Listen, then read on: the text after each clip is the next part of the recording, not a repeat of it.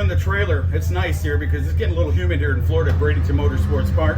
We're here with probably two of the nicest guys you ever meet at the racetrack. One of them picks the other to go get in the seat of some of his cars, and the other one's back into his Pontiac. Tommy Youmans, how are you, my friend? Good, Al. It's so nice to see this, man. And if you're a Pontiac lover and you're watching this, believe me, look up that name, Tommy Youmans. Look at some of the beautiful Pontiacs this man has put together. He's got one here today. What year is that, 69? It's a 70 GTO. 70 Judge.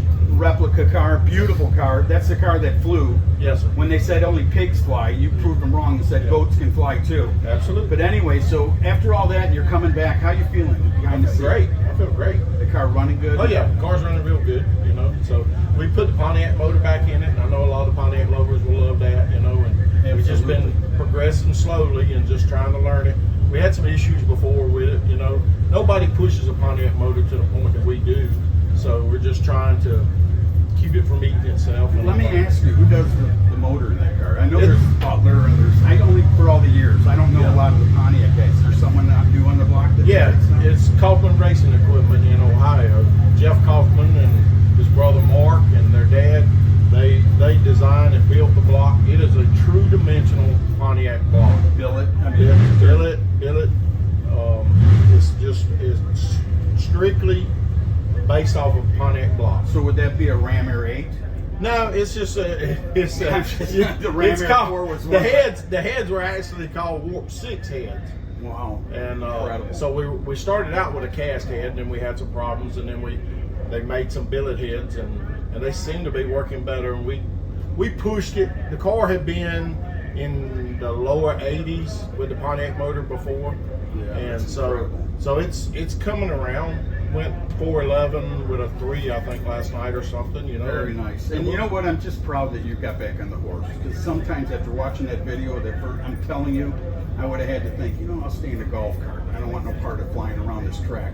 You know, on the other half, you found this kid, you came through the car wash, you had the cardboard sign, work for food, drive for food, and you found this kid named the Axeman, Marcus Birt, who I can go back to so many years. Yeah. I mean, way back into the 90s. When this guy would be walking around in a Dago tee and his shorts over there at the Macon track, and we came in on gravel back in the day there, and you had that little 8th mile, and everybody'd say, "Where's Marcus? Let him drive it. Where's he at?" You know, and he'd hop in some grudge car and do his deal. But Marcus Birt is so cool to see you teamed up with a guy who really cares, and I mean that when I say that, because this industry, you get someone that doesn't even give a shit. They just want you in the car. But your thoughts on being a part of this deal with the salvage team Mustang? It was a blessing for sure. You know, Mr. Tom, we live in the same area and, you know, become good friends. You know, it's just, I definitely 100% could not do this without him. I don't have the funds nor I mean, it's just expensive. When you race this caliber of cars, it's just, people have no idea what it costs to do it. It's, you know, they always say if you want to make a billionaire, go to bankruptcy. Get a race car. We ain't got one. Mr. Tommy's got 3. You know, so he definitely loves the sport. He's been doing a long time. He is one of the backbones of the sport. So if it wasn't for him and loving the sport so much, you know, it just wouldn't be. You just wouldn't be able to do it. Let me ask you, because you have a baseball history. As a kid, you were very good at baseball. Right. Where did the cars come in? As you know, I mean, I met you when you were in your 20s, late 20s, but it had to be before that. Did you hang out with guys that had fast cars? No, actually I started out motocrossing. You know, Craig, my best friend Craig, that's always been with me since we were kindergarten. He motocrossed, and I was horrible at it. I kept wrecking, so we said, hell, I can't keep doing this. I'm gonna keep getting hurt. My parents said, well, let's just find an old car. So we found an old car, and we started actually doing stuff on the street, you know, and street led to the track, and track led to one thing. Met Steve Kurt. You know, Steve built all these cars back in the middle 90s and 2000s. So everything he built, I drove for customers, and it kind of just went from there. He was a trendsetter, by the way. I mean, as you guys are today. I would like to get one thing out for all the people on Mr. Wonderful's YouTube page here, Mr. Wonderful Motorsports YouTube page. Tell me about how you acquired the name Salvage Title, because I hear so many stories, and now I finally got you both here. What was the deal, Tom? So the car was originally one of Manny Virginia's cars.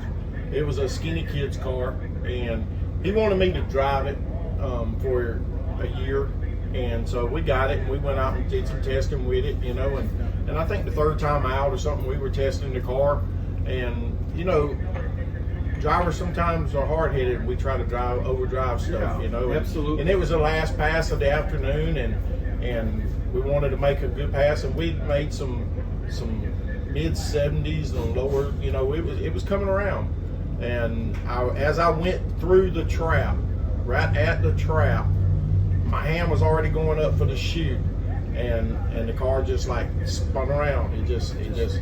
I was on the edge of the groove, you know, and it So just you got a spun little around. damage to it, and then you had to repair it or Yeah, something? Or did so- you end up buying it? I hear so many stories. Yeah, on it, and I'm not sure. so I wrecked the car, you know, and I'm the kind of guy that I want to make somebody whole, you know. So Manny and I talked and everything, and I told him I'd fix the car, you know, and I'd do whatever he wanted to do, you know. So then as the negotiations and all went down, I just decided, I made him an offer, and I told him, I said, I'll just buy it, you know, I'll just buy it. And that way you kind of have control over what's going on to repair it. Correct. And then it's yours, and you can do or sell it. and then or find he's it. whole, and then he's whole. Yeah. You know, I never want to get anybody over and get over on anybody. You know, because I got to answer to God for what I do, and he's the reason that I'm able to do the stuff that I do. So I made him whole, and we started fixing the car. And a local chassis guy named Todd Dobson, Marcus and I know him. He's a Is that the great. gentleman I met? Yes, That works yeah. for you Yes, sir. at your shop? Yeah. Yeah, he Nice just guy. comes and works. He don't work for me. He works for himself, but he comes and works at my shop sometimes. Very nice He guy. worked on Tim's car. And Talented guy. Talented, very, He done very got talented guy. he changed front end on a guy who went from the stock front end to the took all the stock stuff out to two front end. Todd On did your all that new- for us On the old Camaro? or on the the- old Camaro. Old Yeah. Camaro. Very But, cool. So he repaired the car, you know, and so we were, after we got the car fixed, we knew it'd be a good car because it's original Skinny Kids car, you know.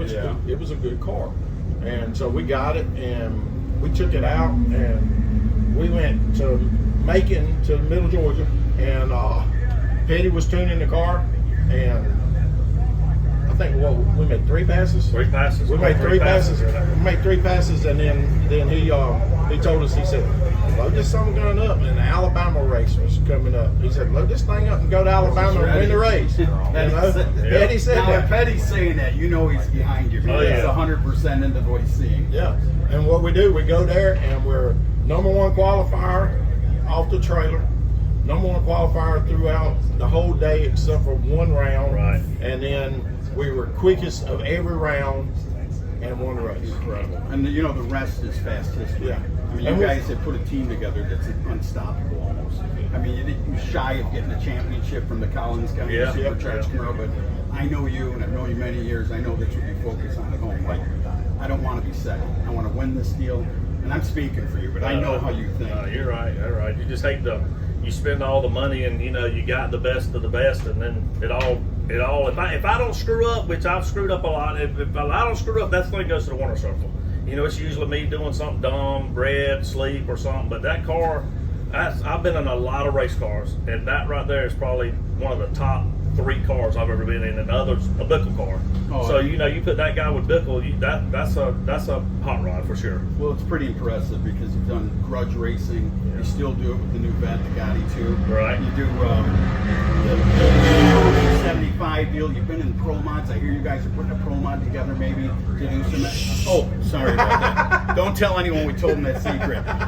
Anyway, but with that, we'll leave that for a next video. I want to thank you. The Tin Indian right here, that's what I call him. I think of Thank you you. all the time because I was really close to Beswick back in the day, and you remind me a lot about the passion of what a Pontiac can do. And to the Axeman, I'm going to tell you what, if you get next to him, I guarantee you he's got his axe sharp.